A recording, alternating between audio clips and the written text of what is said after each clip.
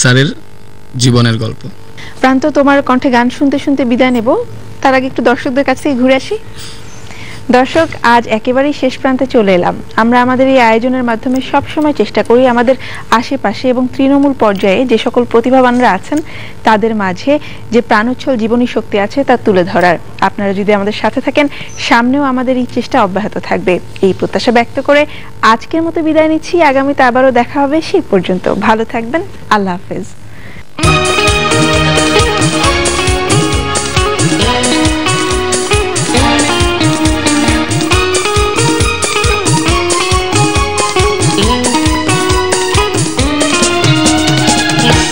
জীবনের গল্প আছে বাকি অল্প, জীবনের গল্প আছে বাকি অল্প।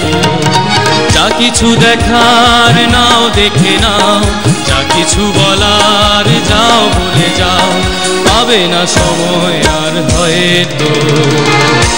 জীবনের গল্প আছে বাকি অল্প, জীবনের গল্প আছে বাকি অল্প।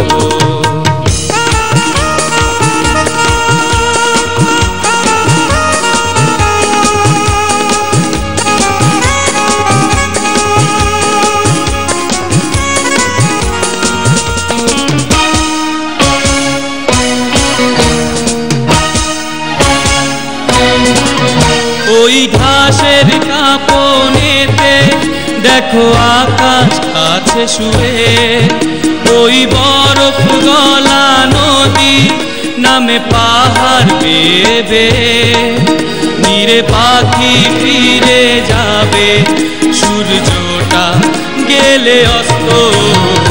যা কিছু দেখার নাও দেখে নাও, যা কিছু বলার যাও বলে যাও, পাবে না সময় আর হয়তো। জীবনের গল্প আছে বাকি অল্প, জীবনের গল্প আছে বাকি অল্প।